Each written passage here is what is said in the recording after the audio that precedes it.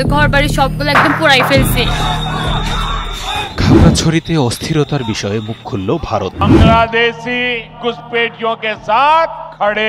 বাংলাদেশের পার্বত্য অঞ্চল খাগড়াছড়িতে অস্থিরতার পেছনে জড়িত থাকার অভিযোগ অস্বীকার করেছে ভারত।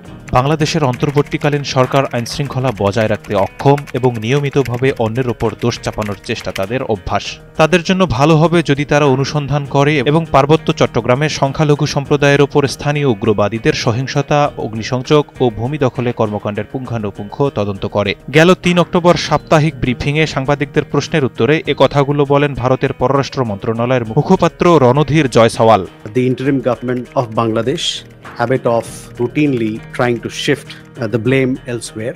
সম্প্রতি বাংলাদেশের স্বরাষ্ট্র উপদেষ্টা লেফটেন্যান্ট জেনারেল অবসরপ্রাপ্ত জাহাঙ্গীর আলম চৌধুরী বলেছেন, খাগড়াছড়িতে অস্থিতিশীল পরিস্থিতি তৈরিতে ভারত বা ফ্যাসিস্টদের ইন্ধন রয়েছে।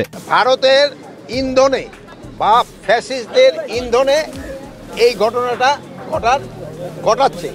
এ বিষয়ে দৃষ্টি আকর্ষণ করা হলে রণধীর জয়সওয়াল বলেন, মিথ্যা ও ভিত্তিহীন অভিযোগ। তিনি বলেন, এ অভিযোগ সুস্পষ্টভাবে প্রত্যাখ্যান করছি। ভারতীয় এ কূটনৈতিক উল্টো অভিযোগ করেন, কথিত উগ্রবাদীরা পাহাড়ি সংখ্যালঘুদের ওপর নির্যাতন করছে, তাদের ভূমি দখল করছে। In Bangladesh, we categorically reject these false and baseless allegations.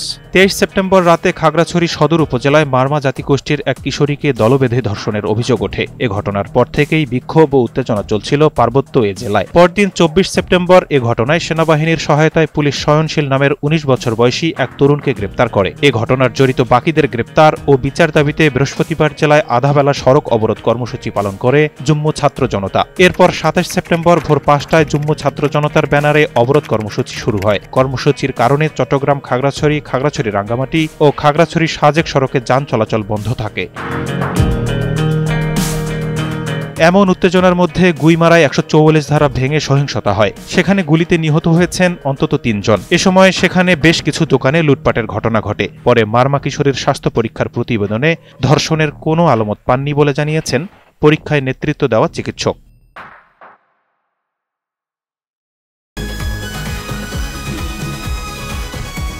ওটা তো ওরা আসলেই জানতে পারবো, তাই না?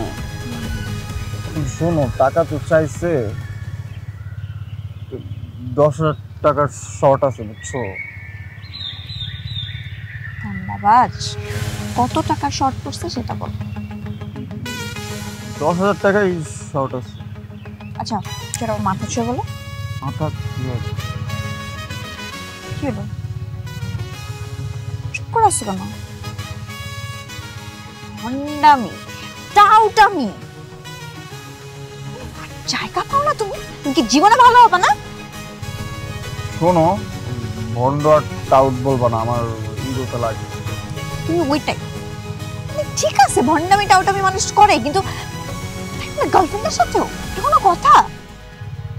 দেখো মিমি, আমি আগের থেকে অনেক লক্ষ্য হয়ে গেছি, ভালো হয়ে গেছি। পুরোপুরি হইতে পারি নাই, অর্ধেক ভালো তো হয়েছে, 50% ভালো হয়ে গেছে। আগে যদি হইতো আমি তোমার থেকে 20,000 টাকা চাইতাম। চুপ।